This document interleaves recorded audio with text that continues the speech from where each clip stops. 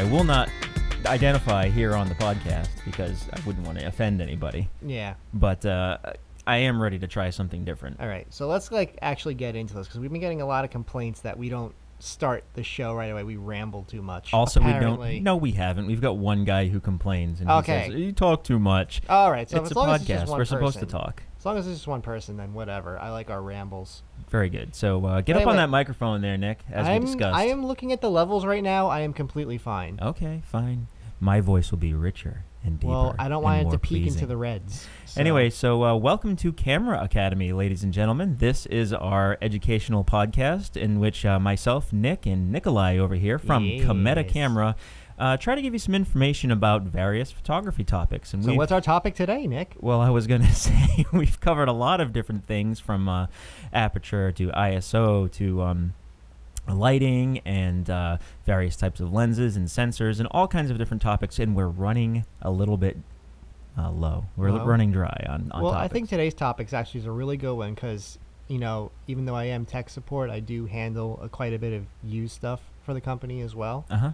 So, you know, I do get a lot of questions about used equipment and conditions and stuff like that. So, and there you go. That's what we're talking about today. We're talking about used equipment, how to buy used equipment, where to buy it, and all the different pros and cons about buying used equipment for the photographer. And also, are we touching on refurbished as well, or? We sure can. Okay, so I think this should be about used and refurbished. We can take a swing at that. Just before we get into all that stuff, let's just get some plugs out of the way. Again, we are from Cometa Camera. We started out as a little store in Amityville, New York. We're still there. We still got our local store, but we also have a pretty fair online presence as well. We're on eBay, Amazon, and we've got our website, cometa.com. And I guess we're still considered small for a company that sells that much. We're like about 50 people strong. Yeah. And, of course, you can follow us on Facebook. Just search for Cometa Camera. That's CAMETA. If you go to Twitter, we're at Cometa, and then we're on Instagram, too. So we don't have a whole lot of social content. We don't have a lot of influences here on our staff, but you can always check out what's going on, the latest news in the photography industry, and whatever new promotions we have going on. And one thing that we should say, as far as new equipment goes, Cometa Camera is basically the same price as Amazon, as Best Buy, as whatever, name your big box or online retailer here, because all the prices are set by the manufacturers, basically. Mm-hmm. So we can give you better deals if you check out some of our bundles, and we can give you really cheap prices on accessories, and then you get your camera for the same price as you would at one of the huge stores. Exactly. And you can support a small business. Yeah. And we're going to keep us employed. We're going to keep that little store open as long as we can, because as we look around and local businesses are closing left and right. Yeah. It's nice to have our little red-roofed shack over in Amityville for the locals, and it's also a nice little icon. Exactly. Literally an icon, like we use it for our logo and stuff. Mm-hmm. So anyway, that's it. That's Cometa Camera. Hopefully you get to shop with us in the future and enjoy the podcast. We're talking about used equipment. Now, you and I both know that photography can be a very expensive endeavor. Very. And that's expensive. for amateurs, professionals, newbies. If you're not using your smartphone for photography, and by the way, smartphones are pretty darn expensive. People will buy a smartphone for the camera, like whatever the newest one's, the Pixel 3 or the newest iPhone. Yeah. They are known for their cameras. That's a $1,000 item. That's not exactly cheap. Nope. So you're still paying for high quality photography when you're using your smartphone camera. But when you're going with cameras and lenses, then it can become even more expensive. And there's one really great way to sort of mitigate that cost, and that is by buying used equipment. Now, while like digital imaging has sort of reduced the amount of cost that goes into photography, as in you don't have to buy film, you don't have to process film, you don't have to pay for prints, unless you want to, of course, but most images are shared digitally these days. Yep. I kind of liken it to a car where if you buy an electric car, you're not paying for gas anymore, but you're paying a big premium on the car itself. Yes. And the same can be said for like digital cameras. You're spending a lot more on the actual camera, the technology these days, but you don't have any of that back end stuff. So you're not paying for film anymore. You're not paying for processing, those types of things. So that's where the industry has really shifted. And like I said, that's what makes photography, even these days, really expensive. I scuffed my mic with my hat, just to let you know. Okay. That was probably really loud. And then, all right, so you can buy used if you want to bring down some of that cost. Of course, there's plenty of benefits to buying new equipment, which most people do. Because it's new and not used by anyone else. Yeah, you're getting something that's pristine. It's never had a fingerprint on it, straight out of the cart, and it smells nice. It's got a warranty on it from the manufacturer. Exactly. There's no shutter actuations. There's no scratches. There's no dings, nothing like that. And if you keep all that stuff, like all the box and the materials and all that stuff, when you're ready to sell it, you're able to command a higher price for all those things. Yeah, it adds more value to it. Yeah, so there are benefits to buying new. On the other hand, if you're willing to look past that, the allure of a shiny new item, buying used can be like a really sensible choice. And the first and foremost reason for buying used equipment is you can just save a lot of money right up front. A lot. Care to elaborate, Nikolai? What's there to elaborate on? It's used. Therefore, the price has dropped on it. Well, all right.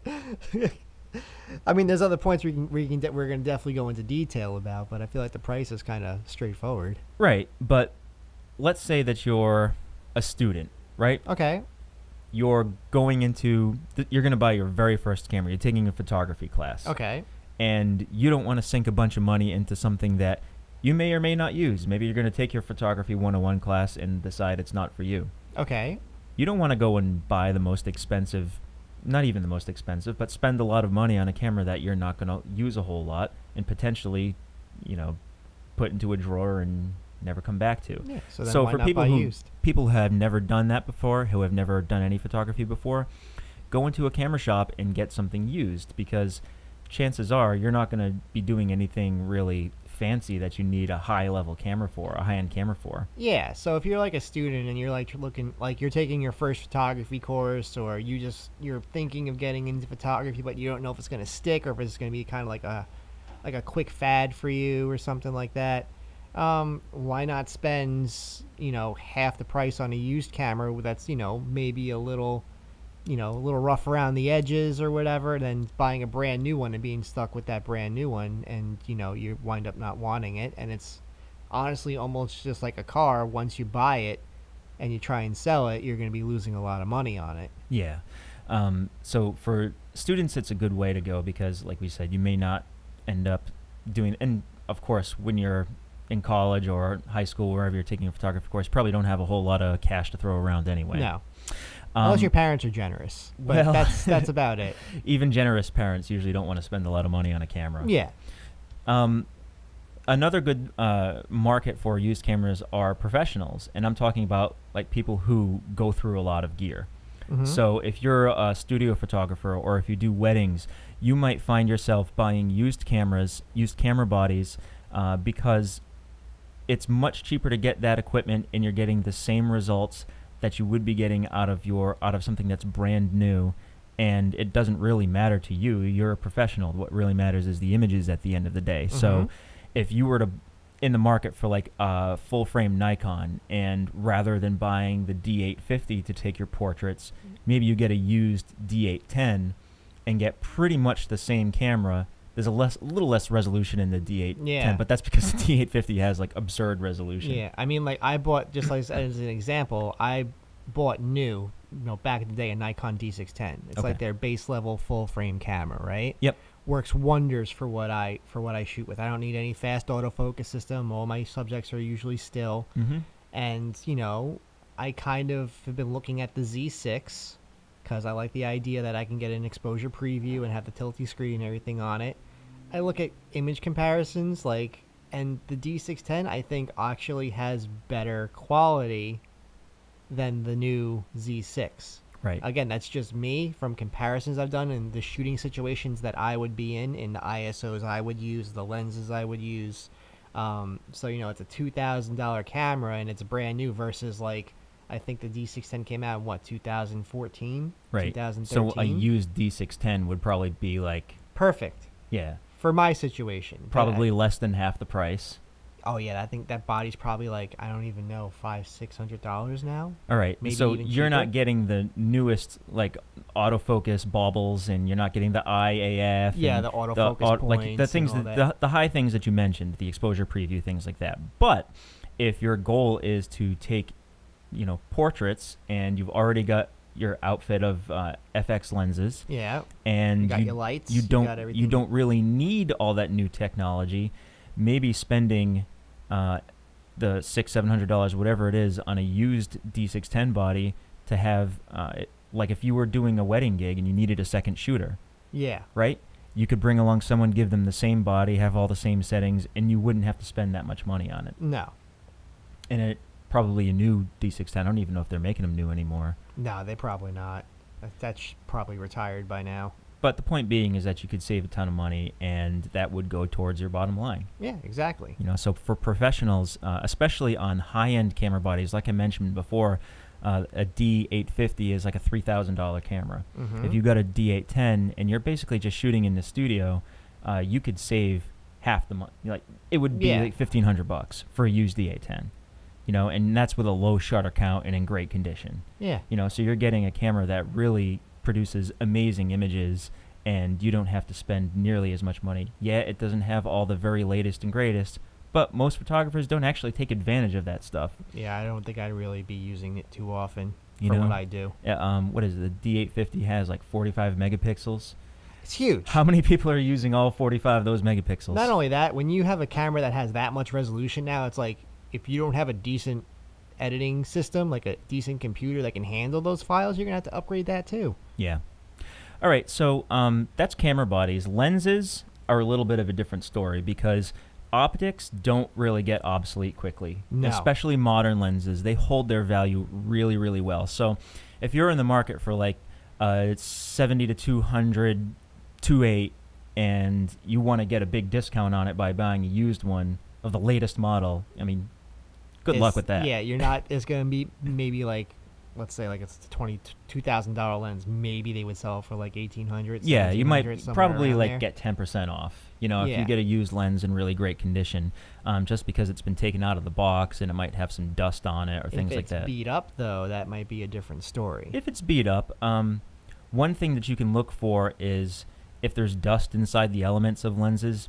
Fungus. Well, I was going to say that's more on the older lenses. yeah, but I was going to say that just for your information, dust that ends up inside of the lens elements, unless it's really on the rear end lens element, usually doesn't show up in most shooting situations. No, because That's something you can look for so you can sort of get yourself a deal. yeah, like especially if you're using like a 70 to 200 or like a telephoto lens. Majority of the time, you're not going to really be using that on a high f-stop because you're probably using it for sports or birding or something like that. So you would generally kind of want to get your shutter speed really fast with that lens. So you would probably use a wider open aperture. Yeah. When it's wider open, you see less dust, less debris on your images. You usually don't see anything, quite Exactly. honestly. I mean, if you have a bunch of dust on your 70 to 200 and you're shooting at 2.8, You're not gonna the really whole see reason you're anything. getting that lens is so you can shoot at 2.8. Exactly. So more often than not, you're not going to see little imperfections. If there's a little scratch on your lens, like fine scratches, it's very rare that you see little chips or dings in the front elements of lenses these days because they're so Coated. they're coated. They're very durable. But if that were the case, that's something that you would probably not see in your final images, and you could really command a lower price if you're out shopping for used lenses. Mm-hmm. Now, the real deals are in older lenses. Mm-hmm. So, for example, if you're a Canon shooter, and I don't know why I used Canon, but just as an example, and you're looking for a wide-angle zoom, right? You want to get yourself a 16 to 35.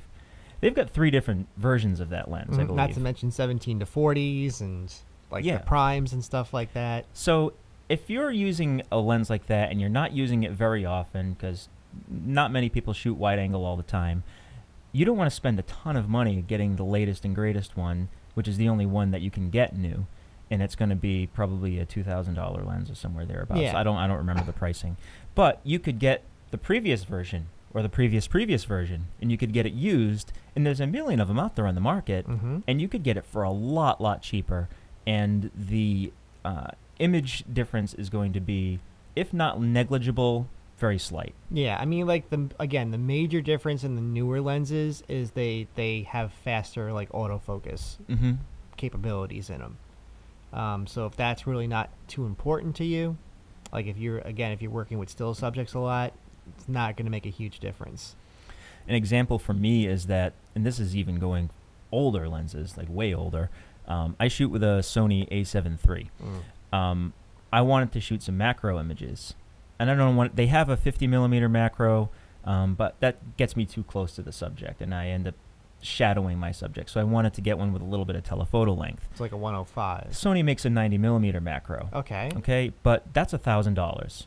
I don't want to pay $1,000 for shooting macro images once a month. Yeah. So what I did is I went to Cometa Camera over here, Ah. and I picked up a Canon 100 millimeter f4, because you don't really shoot under f4 for macro anyway. Usually you're stopping down quite a bit. Yeah, 'cause there's a lot of depth of field. And that's to an that. FD lens. So that's goes back to the mid-70s film days. It was in great condition. There was no haze or fungus or any other kind of junk inside. And I got that lens for less than $100. I got an adapter on Amazon for like $20, and now I can shoot macro to my heart's content. Yeah, and honestly, And they look awesome. It's manual focus, Yep. I'm assuming. Yeah, well, right? I use focus peaking. If I'm Exactly. doing You don't, for the macro work you're doing, autofocus usually isn't that great with macro anyway. Right. So you wind up going on manual focus anyway. Plus, with mirrorless systems and, you get to see the preview of what everything's going to look like, there's really no need to have an autofocus with that. And that's one of the great things about old lenses is that people have been enterprising enough to create adapters for pretty much any mount. So, and especially a lot of people are mounting stuff to Sony because they've been exclusively like a mirrorless based company for quite a few years. So you can use any pretty much old manual lens on a Sony mirrorless camera, and then of course you can adapt those to other camera mounts as well. Yeah. And it's a really great way to save money, experiment with different types of lenses, get some of that old character from old film lenses into your new images. It's I've got a quite an array of Canon prime FD lenses, FD mount lenses that I've been using on my Sony, and I don't use them very often, but all in all, it probably cost me $200 for like 5 different focal lengths. And not only that, there will be a different look from those lenses too. Like Yeah, absolutely. you can get an old filmy look from those lenses just because of the coatings back in the day, and the way the glass was made is different than it is now. Yeah, I kind of we refer to it as character usually. Yes, you and know? actually reminded me, I found out It doesn't look old and crappy. It's character. Yeah, exactly. I mean, my pictures come out, I like dirty my pictures up on purpose a lot, so Yeah. I think it would just add to it. And actually reminds me, I was looking at a Leica mount for my Fujifilm system because I wanted to get a Leica lens for it. And that would be really cool. You can pick that up for, well, Leica's actually not only retain their value. That's one of the few lenses which actually probably stay increases expensive. in value. Yes. That's one thing that will actually is sort of an investment. Yeah, if but you have again, an old Leica lens. like for my purposes, I don't need a pristine Leica lens. I want it to be, Right. I want it to have some dust and fungus in it, just because that's the kind of pictures I like to make. I like them to make dirty and old looking pictures. But even if you don't go with something that is old and beat up and that you can get for a song, you can definitely get older lenses far cheaper because maybe the rings are all worn out and they look kind of nasty, or if you go on a lot of these different websites where you buy used equipment, they'll have a rating system, and then there's one usually near the bottom where it's like only a photographer could love this, and that's kind of like what I'm talking about here, is that you can get, whether it's a really old lens or a relatively old lens or even something that's sort of new, if it's in pretty shabby shape but still produces good images, then you can get yourself a really great deal. And if you don't use it a whole lot, it's probably one of those things that you can easily convince yourself that it's worth the money. Yeah. And before I forget this, and I'm probably not going to word it right, so help me out here whenever you feel like you want to. With older, like, digital lenses, like if they're like, if they're name brand or if they're like Sigmas or Tamarins or something like that. Yeah. A lot of the issues back in the day when they were first coming out was that there was a lot of distortion in them. You get like vignetting and stuff going on in the corners and stuff like that. If you like that kind of look, fantastic, go with it. But I just recently remembered that Lightroom has lens profile corrections in it now. Yes. So for a lot of those lenses, and you can probably just look it up on Adobe's website, you can see if an older digital lens has a profile for it built into Lightroom or whatever, or Adobe Photoshop. If you don't like using Lightroom, there should be a correction in there too.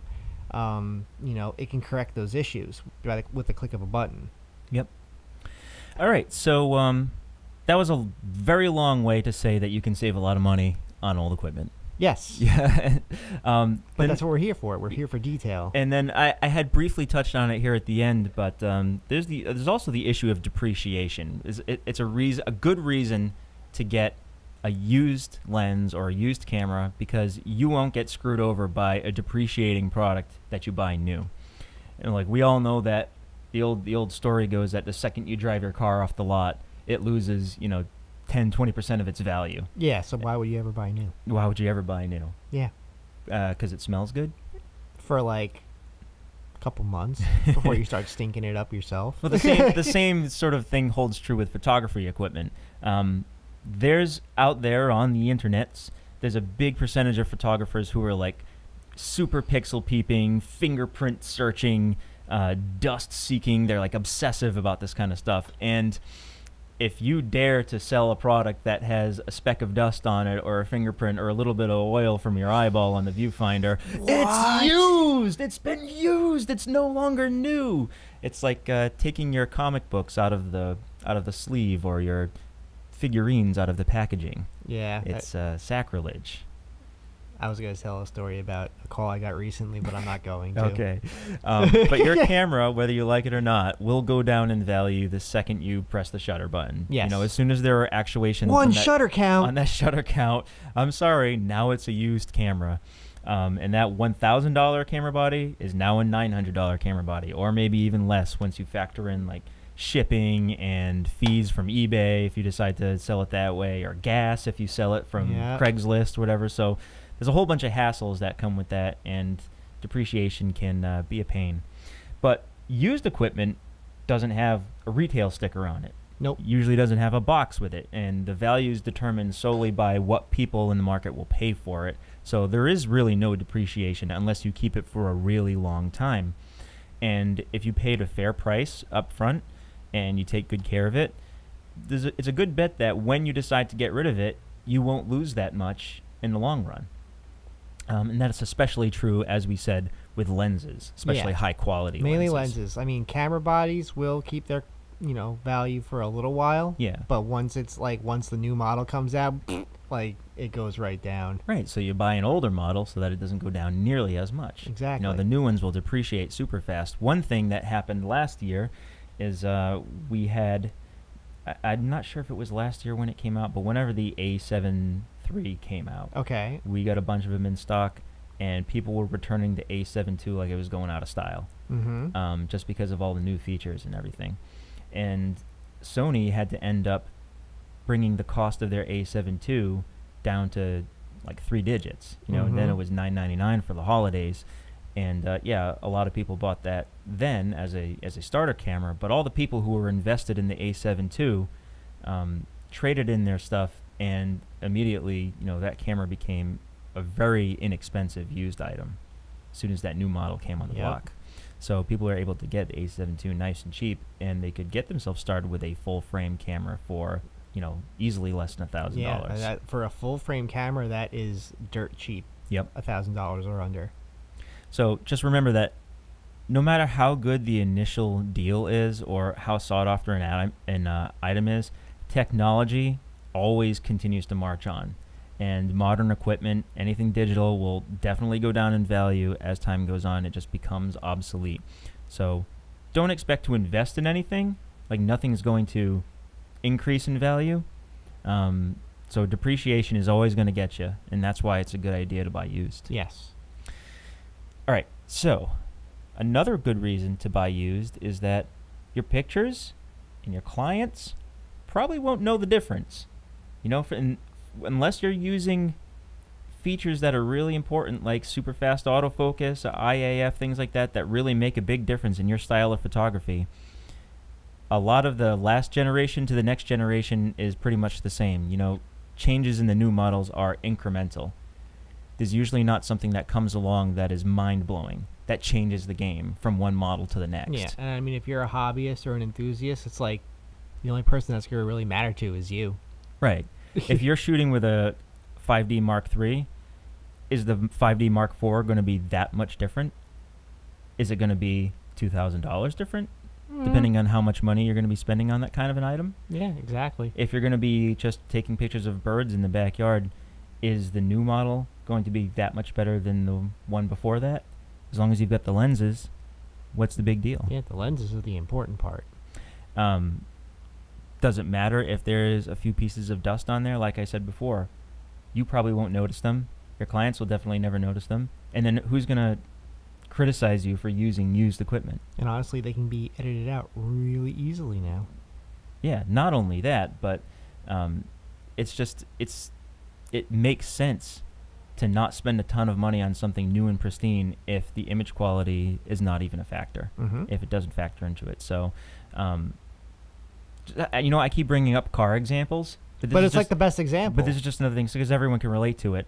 I bought a car a couple years ago, and the new version of that car, which was one model year later, was, I don't know, like $40,000. I got the same exact thing, except 1 year less. I bought the loaner that was on the lot that had less than 1,000 miles on it, and I saved like 12 grand. Yeah, that's simple. And it's basically the same exact car. I think they may have added a button, you know, or two, or maybe they changed the rims or something like that. It's pretty much exactly the same. Or there could have been like a little ding on it somewhere. There was a ding on it. Yeah. There was a nice little ding right on the windshield. Not on the windshield, but on the pillar next to the windshield. But that wasn't worth 12 grand to me. Yeah, it's like, you know? oh, can't get that. And you know, if you find the same camera, if you're in the market for a 5D Mark IV, and one of them is used and has some scratches on the bottom of it, and one of them is brand new, and they're $600 apart, go for the used one. Yeah. You know, those things are meant to last a long time. Check the shutter count, of course, but you know, camera bodies last a really long time these days. So there's really no reason to buy something new if you can get used and you know it's in good condition, and of course if someone's there to back it up. Yes.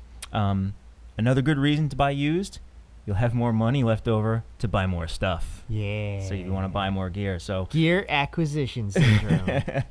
I mean, if you're, let's say, just for novices, right? If you're in the market, you just want to get a basic camera with a basic kit lens, you could go ahead and get yourself an entry-level DSLR, like a Rebel T6 or T7 We're these on the days. T7s now. Right? That's like $400.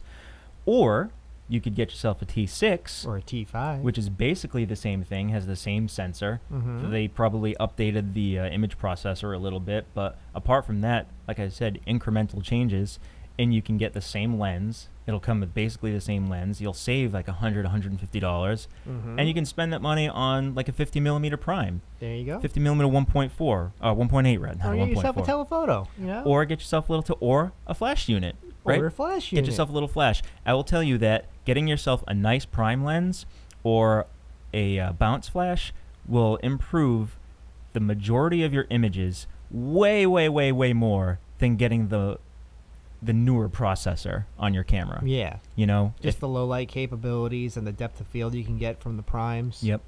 And you'll end up spending the exact same amount of money, generally speaking. And then if you can get those items used, especially the lens, then you're really doing well. You know, like a 50mm, those things are a dime a dozen. You know, you could probably get something like that for not literally a dime a dozen, but you could probably get one for like $70, $80 or something like that.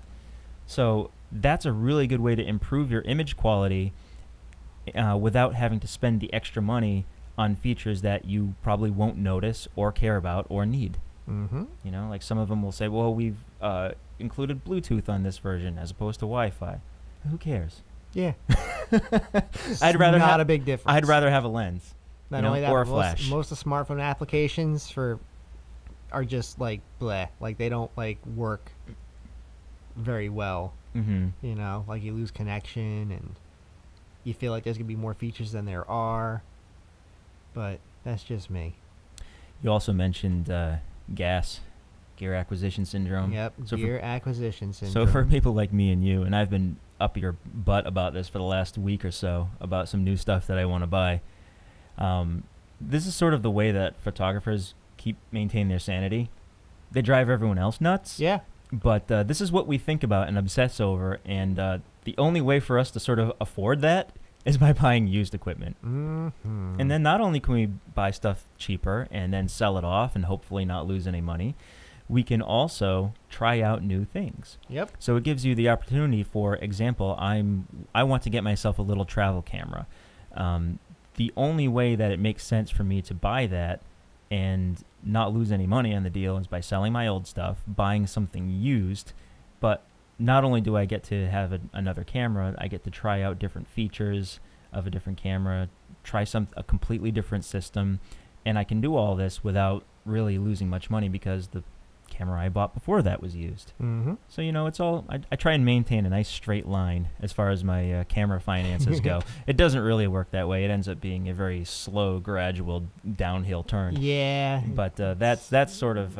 it's just part of gas, man. It's part of being a photographer. It's therapy to me. Yeah. So it keeps me happy, and it'll keep you happy too. Just don't go out and buy some new stuff and then be disappointed with it and then have to take a big loss on it. Yeah. It's always a good idea to buy used. Well, unless, of course, you want to buy new, and then you would get your new stuff at Cometa Camera. Yay! Yeah, you get your used stuff at Cometa Camera too. Yeah! And then I always like to say that there's one last reason I like to give for buying used stuff is that you're giving an old camera a new home. Yeah. And it's not like, you know, you're adopting a sick dog or something like that. Which is always a good thing. Or, you know, an old cat who's only got 3 legs and a blind eye and is, you know. That kitty needs love too. That kitty does need love, but so does a film camera like a Canon AE1 that's been sitting on someone's, you know, dresser shelf for 10 years collecting Use your dust. imagination. Imagine like all the memories that camera has, and it's so sad just sitting on the shelf not getting any use. Yeah, and all those old cameras, they don't belong in a landfill either, right? It wants to relive its glory days. You don't want to throw those things out and cast them aside like a old bag of moldy tangerines. You just want to put it in the hands of someone who has like an eye for the dramatic, someone who wants to give it a new life. Yeah. If it's a really old camera, maybe it doesn't work that well, or maybe it's just kind of like a collector's item. Don't throw it in the garbage. Put it up on a shelf. Yeah. Look at it. It could be a display. Check out all the little dials and things that we don't know how to use anymore. Yeah, I mean, there's some used cameras we got here. I had to like start researching hard on how to like open it up or something like that. Yeah. Like the reflex cameras, like some of them are crazy how you have to open them up. Yeah, they do kind of have like that Pandora's box thing where you don't know what's going to come out when you finally manage to get them open. Mm-hmm. It's a bit of a puzzle at first. Reminds me of Tomb Raider or something of that nature. Missed. So, yeah, maybe it's me just being sentimental, but I like to give old cameras and lenses a new home, a new lease on life. Yeah. So, all right. Let's suppose that now myself and Nikolai over here have convinced you that buying a used camera is a great idea. Or a used lens. Or a used lens. Or any used used equipment. Yeah, you know, tripods, all that kind of stuff. Mm-hmm. Pretty much any photography equipment is going to be all right if the owner has treated it well over the years. Yes. You know, yes, the bodies will get obsolete as time goes on, but by and large, most things will at least get a second life, or maybe even a third, depending on what kind of product it is. Yeah. But, all right, so now you want to go get your used equipment. Where are you going to get it? The first thing that pretty much everyone knows about where you can buy stuff, buy used things at a discounted rate would be eBay. Yes. It's still a thing. It's been around for quite a while. In fact, Cometa Camera got its start online on eBay. On the old eBays. Yep, we were selling used equipment and new equipment on eBay and refurbished stuff too.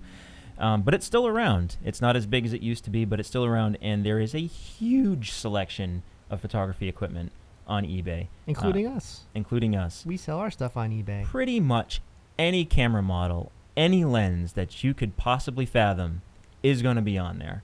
And you will be able to buy it at the price that the market dictates. And flashes. And flashes. Pretty much any product. And Almost light anything. stands. And And tripods. And like rip-offs of things stabilizers. that are copyrighted and patented. Yeah, there's that too. So you can buy cheap hack job mag mod type things Oh yeah, that you wouldn't be able to find on Amazon because they don't allow it. Yeah, eBay is they're a little lenient. eBay is, as we should say, unregulated. We'll put Yeah. it lightly. So the only thing that you have to be careful about is that, like I said, a little bit unregulated. This seller is from every different country, selling pretty much anything, and it can be a little bit unnerving to risk your money on photography equipment, which is pretty expensive by and large. So like, are we going through like rules of buying or like what to look out for when? Yeah, you're buying? let's run down the eBay rules of. First look for the feedback, right? Yeah, look for the feedback and like verified sellers and like their ratings. Yeah. Like again, not to toot Cometa Camera's horn, but we have a pretty good rating on eBay. Yeah. Yeah, And we've got, I think we're nearing 700,000 positive feedback, something like that. Yeah. So we've got a good rating. We're a trusted seller. You can buy new and used equipment from us on eBay. And there's plenty of other stores like that as well, and individual sellers who have good reputations. Yeah. But there's also a lot of fly-by-nights and scam artists and people from other countries with dubious rules and regulations. So if you see a John Doe with 0 or like under 5 ratings selling just random stuff left and right, like cameras and like, I don't know, screwdriver set or parts of a computer or something Well, like that. it's likely those things either fell off a truck with no descriptions. or usually those types of things are either stolen or they're counterfeit or they're gray market or there's some reason why they would be selling them for a really good deal, and they have no reputation on eBay. Yeah. Is because they are.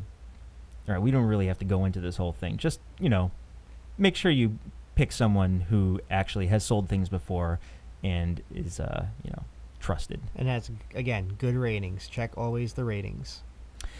Make sure that when you're looking at images, you make sure that the images match the description. Looking at the images, look for any kind of dings and scratches and things like that. Sometimes those things won't be in the description. Yeah, Sometimes they won't mention it. Sometimes you'll notice things that you can say, "Hey, I see some scratches over here in the lens barrel. Can you take some money off of the price and I'll buy it now?" Yeah. Things like that. There's ways for you to sort of talk people down, even on eBay. Yes. It's there are negotiations that you can go through with that. Yeah. And then there's, you can just look online and find all the sort of rules of eBaying. But basically, you just want to stick with trusted sellers. If you're in the U.S., stick to someone who's based in the U.S. so you'll get your product and, you'll have sort of rules and regulations on your side. eBay will be able to take care of you if something goes wrong. And again, just look at the feedback ratings. Yeah. And then, rule number 2, if you have questions, ask the seller. Yeah, of course. You can always ask the seller, and if they don't respond to you, then there's something up. There's probably either something up, or they're not going to be responsive to you, and you may not even ever get your equipment. So I think you also already said check the pictures, right? Like examine them. Yeah. Like if they're selling a camera and they have one picture up of the camera, they're not showing you multiple angles. Like if you're selling a lens and they're not showing you the glass, they're just showing you the body.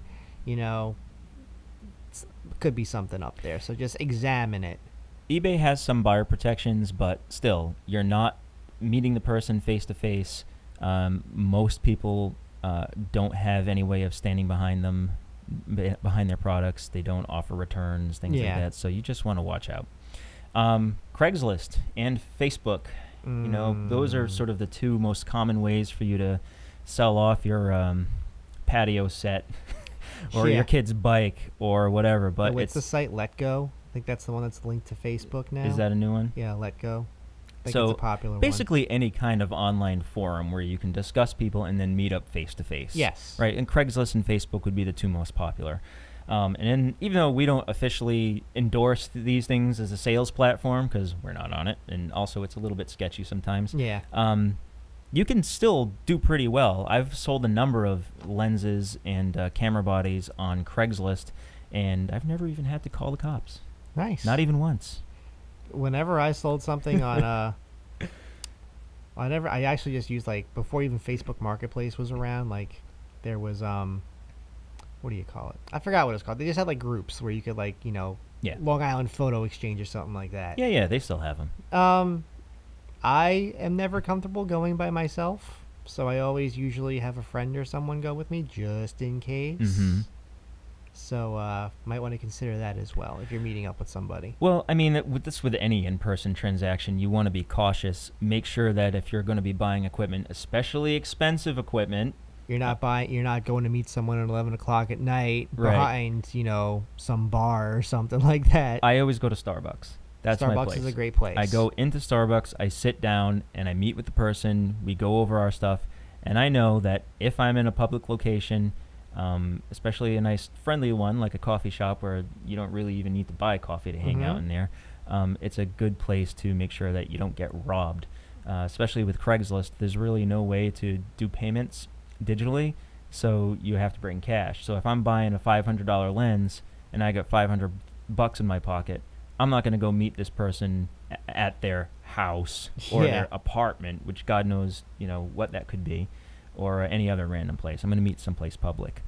But Facebook is a little bit different because if you're messaging someone on Facebook about a product that you want to buy, you can actually complete purchases digitally.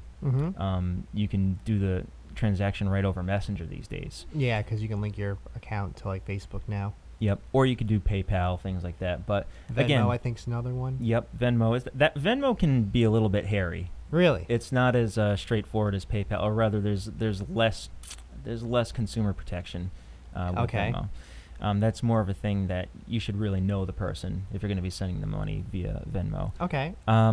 But regardless, it's probably just a good idea to either take someone along with you, or of course meet in a public place.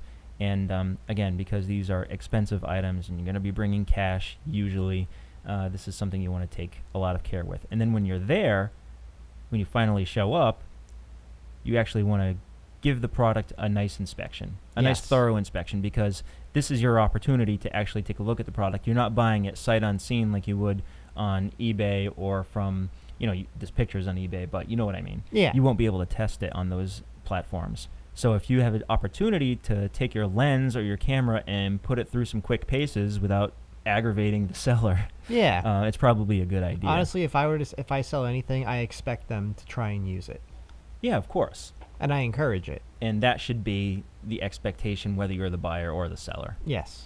If you're buying a lens, for example, check out the front and especially the rear elements, because the rear elements, if those get messed up, that can really cause problems with the image. Look for fungus, look for wear in the lens coating.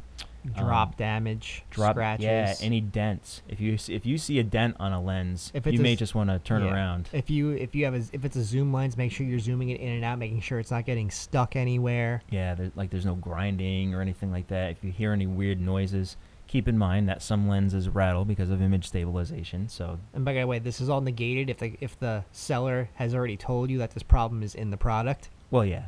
But it couldn't hurt to just give it a little look-see and go, oh yeah, I I'm guess just it is kind saying, of messed up. we've sold used equipment where we're like, there's a severe reduction in price on this lens because it was dropped or something like that, and let's say, like, you know, the zoom sticks, but it still functions fine. Image quality is not affected, electronics are not affected, and then we'll get it returned saying, I didn't know. it's sticking, I don't want it. And I was like, it was in the description, and we took pictures of where it was damaged, and we like made it quite obvious that it was damaged in that spot. Yeah. So, you know, and then honestly, in those situations, we usually sell it as is. Yeah. But so yeah, give it a good inspection. Make sure all the ring, the zoom ring, the focus ring, if there's any buttons on the lenses, make sure those work. Bring along your camera body. Try it. yes, If you're buying a Canon lens, bring along your Canon camera body. Make sure that everything works. Make sure that it takes the pictures that it's make sure there's no problems with the image quality, the autofocus, things Yeah, like that. and if you're buying a body, bring one of your lenses with you if you already have that system. Absolutely. Or if you're buying a body and a lens, make sure you bring a memory card. Ah, yes. I often forget the memory card part. Yes. That's one of those things that I'm embarrassed to say that I've forgotten more than once on the way to a job. Yeah, well, I mean, I think most cameras you can take a picture and you can like review the one picture, Yeah. like because it has like a little built-in like buffer or whatever. Yeah. But it's always good to bring a memory card. So you take multiple shots, take a give it like the continuous shooting, see if the mirror lockup and everything's still working on it properly. Another good reason to bring a memory card is so you can take an image. If you're buying a camera body, you can take a picture and then load it up, bring along a laptop, and check out the EXIF data and find out the shutter count. If the shutter count's not provided. Right. Yeah, if they don't give it. But then again, someone could just BS you on the shutter count. They could. Right? And then once they've got your money, that's it. Game But over. also consider that some cameras, it's near impossible to get a shutter count off of. Well, I mean, they all have different methods, right? So, like, Olympus and Panasonic, you have to put in a Konami code. You have to put in a cheat code to get it to work. But you can get it right on the camera. Nikon and Canon, I think you have to take an image and then upload it to a website and then, or a specific kind of program. Nikon makes it easy. There's programs online. You can do it with Canon. You actually have to have a program to check the shutter count, and it's on Mac only. It's not PC. I think they do have a PC version, but it's a different program. But the best one, the most widely known one, is Mac only. Yeah. But do your research on that, and if you want to check shutter count, make sure that you bring along a laptop, or you know exactly what you need to do to find out the shutter count. And also a lot of point and shoots and like entry level digital SLRs. It's like you can't get shutter counts on them. Yeah. So just keep that in mind. This is mainly for like professional grade cameras. Yeah. Or I mean, even entry-level SLRs usually will be No. Can't get shutter counts on Nikon D50 5000 series. Can't get them on T series cameras. Canon. I guess they figure those are throwaway cameras. I mean, your guess is as good as mine. Huh. They figure you're gonna trade up from this, so who cares what the shutter count is? Yeah, no, it's only on like professional grade level cameras. Well, whatever manufacturer camera you have or that you want to buy, just make sure you do your research when you show up, and you do a nice thorough inspection, and you make sure everything is working the way you want it to before you leave, because once you leave, that's pretty much it. Yeah, you can't call the guy up again like a month later saying, "Hey, I don't like this camera anymore. I want to give it back to you." It's not going to work like that. No, that is definitely not fair. Most people will lose your number, you know. So another good way to get used equipment is to go to an online photo retailer like Cometa Camera. Yeah. Yeah. We have a brick and mortar store as well. You can drop in and check out some stuff. Pretty much any photo retailer that you go to online, like Cometa Camera, for example, or our arch enemies, B&H and Adorama. You said their name. I know. That's supposed to be like the Voldemort. That which shall not be spoken. Yes, that is the company any that of should not be those named. stores, in addition to others, but mostly Cometa Camera, because that's where you want to go, Yeah. provides used equipment on their websites. And they will usually have nice detailed descriptions and ratings, you know, to determine how basically used it is. Yep. To what kind of condition it's in, and the price will be adjusted accordingly. And that lets you shop around. And if you're buying from a photo retailer, who's usually an authorized dealer of all various camera brands, you'll know that not only has that product been inspected and looked at and made to, they check that it works and everything's up to snuff, but they also will probably stand behind it. For example, Cometa Camera offers a 6-month warranty on any used product, that it will be working unless it's sold as is, and we know it's broken or it's in really bad condition. So we should specify as is means that once you buy it, that's yours. Right. But if you go to a retailer, a real retailer, the transaction will be safe. You don't have to worry about something going awry, someone's running off with your money, even your digital money. Sometimes if you can get screwed on PayPal and Venmo somehow. Because they can cash out on it right away. Things like that have happened. Yeah. You know that if you're really dissatisfied, you can probably return it. So there's a lot of good reasons to go to go to a store who's actually a store. Yes. Who's been doing this for a long time. So, and not only that, I believe, I'm not 100% sure, but if you buy a used product from us that's not as is, so it has an actual rating, I do believe you have a return policy on that as well. I think there's like a 30-day return policy on it. Yes. So let's say you're not sure about the lens or the camera body, you can buy it because, again, it's like one of those things that you buy that you want to be able to use and examine. You can examine it, and if it somehow for whatever reason doesn't suit your fancy anymore, within that 30 days you can return it. You're just gonna have to pay shipping back. Yeah. So I mean, you might end up paying a few extra bucks overall. The price may be a little bit higher than if you were to buy it from a private party. But it's kind of works the same way as when you buy a car, right? You spend a little bit more going to a dealer, but the dealer will stand behind it. Yes. They'll, if it's a good dealer. You can get a certified pre-owned warranty from a detailer. Dealer. Dealer. Thank you. I got retailer and dealer kind of mixed up together. And that way you'll be able to sleep at night. You don't have to worry about something going wrong and then knowing that your product, whether it's a car or a camera, is basically going to be a paperweight, and you're out of a whole bunch of money. So you're paying a little bit more to sort of mitigate that anxiety. Yeah. And for a lot of people, that's a good thing. Like, what was the name of that show? Pawn Stars. Yeah. Where they're like, everyone thinks they're getting like screwed on the deal, but it's like what you got to realize is that we're buying the product from somebody. Yeah. Then we're basically taking it in, cleaning it, making sure it's functioning properly, list it, and then we have to resell it. So we have to make a profit off of it somehow. Yep.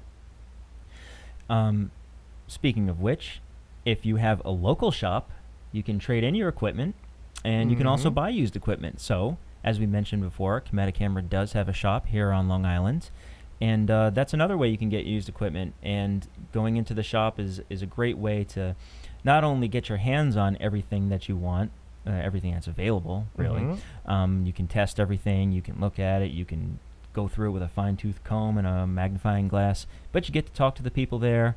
You get to get some advice about what works for you, and what you might need. And then, usually if you go in enough, you probably develop a nice relationship with the salespeople there, because they're probably photography nerds just like the rest of us.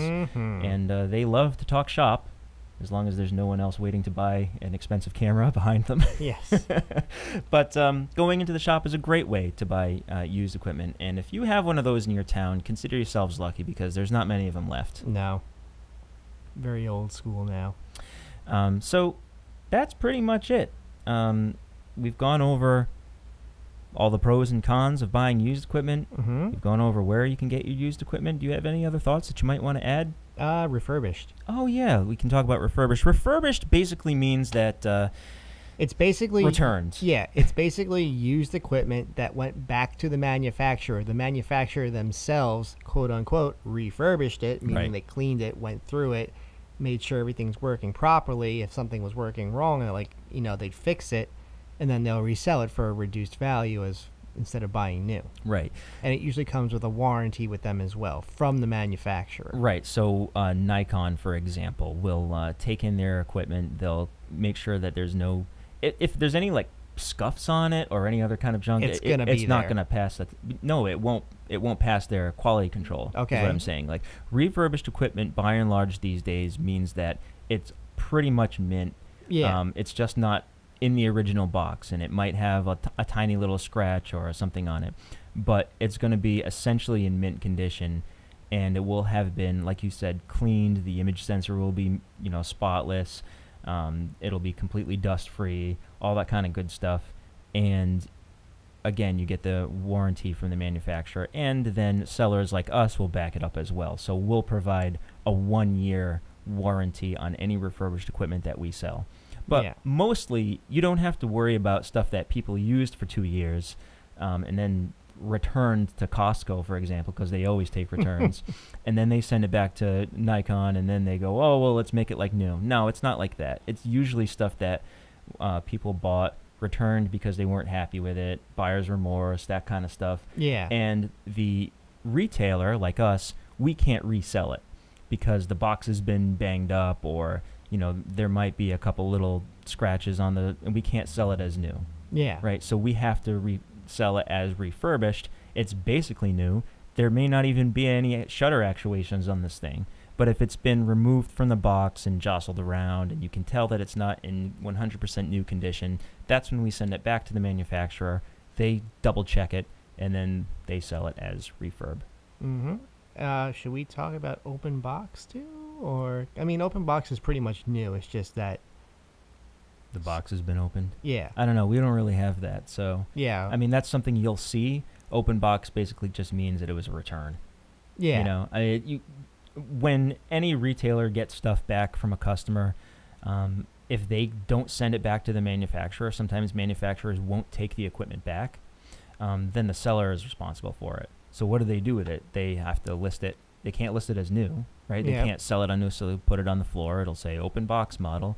Or maybe it was a demo from the store. Yeah, there you go. Demo models. So they had one that's sitting on the shelf for customers to try out.